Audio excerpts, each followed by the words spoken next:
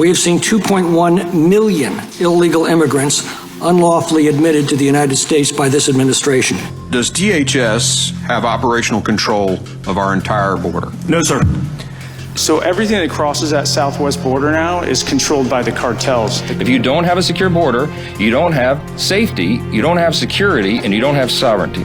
Nearly 7.5 million illegal aliens have been encountered by the Customs and Border Patrol on the southwest border. We're being invaded. This is a huge threat. This is one of our greatest threats. This is insanity. Everyone agrees. We have a burning immigration crisis. Never have so many crossed the border illegally, and never has the government appeared so unwilling to resolve the problem. As the immigration debate continues, many think that the Catholic Church's position is one of unconditional charity. No limits, no walls, no borders. But is that really the case? What does the Bible say about immigration? What does Saint Thomas Aquinas say? Can a medieval saint really solve a modern problem? Well, he does. In his masterpiece, the Summa Theologica, Saint Thomas has gems of wisdom that apply to the national immigration debate today. From the Summa, Saint Thomas says, man's relations with foreigners are twofold, peaceful and hostile. And in directing both kinds of relation, the law contains suitable precepts. Saint Thomas affirms that not all immigrants are equal.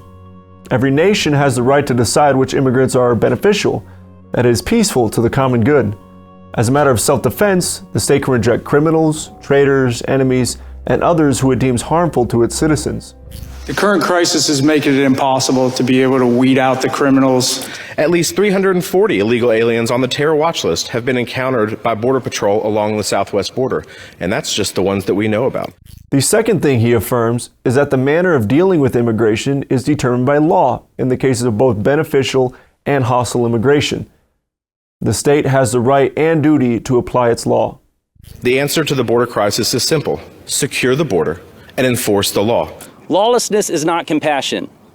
I don't understand why the law doesn't matter anymore. Are we a nation of laws or are we not? St. Thomas continues, for the Jews were offered 3 opportunities of peaceful relations with foreigners. First, when foreigners passed through their land as travelers. Secondly, when they came to dwell in their land as newcomers. And in both these respects, the law made kind provision in its precepts. For it is written, thou shalt not molest a stranger. So St. Thomas acknowledges that others might want to stay or visit in a land for a period of time. Such foreigners deserve to be treated with respect, charity, and courtesy, which is due to any person of good will.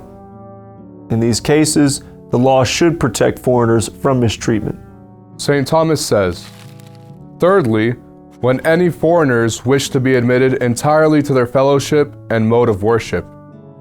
With regard to these, a certain order was observed. For they were not at once admitted to citizenship, just as it was law with some nations that no one was deemed a citizen except after 2 or 3 generations, as the philosopher says. St. Thomas recognizes that some people will want to become citizens of the lands they visit. However, he sets as the first condition for acceptance a desire to fully integrate into the culture and life of the nation. A second condition is that the granting of citizenship would not be immediate. The integration process takes time. He quotes Aristotle about this process taking 2 or 3 generations. St. Thomas himself does not give a time frame for this integration, but he does agree that it can take a long time. St. Thomas continues, the reason for this was that if foreigners were allowed to meddle with the affairs of a nation, as soon as they settled down in its midst, many dangers might occur, since the foreigners, not yet having the common good firmly at heart, might attempt something hurtful to the people. What St. Thomas says is politically incorrect, but full of common sense. Living in a nation is a complex thing. It takes time to know the issues affecting the nation. Those familiar with the long history of their nation are in the best position to make the long-term decisions about its future. It's harmful to put the future of the nation into the hands of those who recently arrived and don't know what's happening. Such a policy could lead to the destruction of the nation. To illustrate this point, St. Thomas later notes that the Jewish people did not treat all nations equally. Nations closer to them were more quickly integrated into the population than those who were not as close. Some hostile peoples were not to be admitted at all into full fellowship due to their enmity toward the Jewish people. St. Thomas writes, "Nevertheless, it was possible by dispensation for a man to be admitted to citizenship on account of some act of virtue. Thus it is related that Achior, the captain of the children of Ammon, was joined to the people of Israel with all the succession of his kindred." In other words, the rules were not rigid. There were exceptions, but the exceptions always had the common good in mind. The example of Achior describes how citizenship was bestowed upon the captain and his children for the good services he rendered the nation. These are some of the thoughts of St. Thomas Aquinas on immigration, based on biblical principles. It's clear that good immigration policy has two things in mind. First, the nation's unity, and second, the common good. Immigration should have as its goal integration, not disintegration or segregation. Good immigrants not only desire the benefits, but they assume the responsibilities of joining into the full fellowship of the nation. By becoming a citizen, a person becomes part of the nation, part of a broader family, not just a shareholder with short-term self-interest. St. Thomas teaches that immigration must have the common good in mind.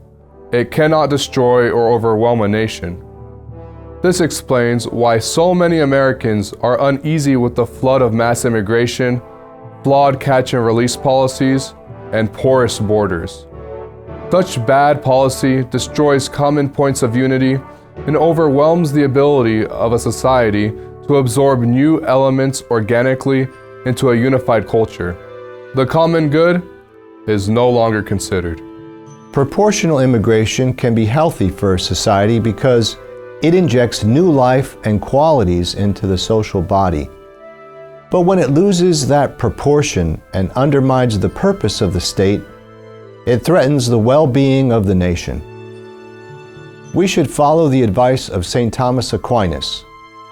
The nation must practice justice and charity towards all, including foreigners, but it must above all safeguard the common good and its unity.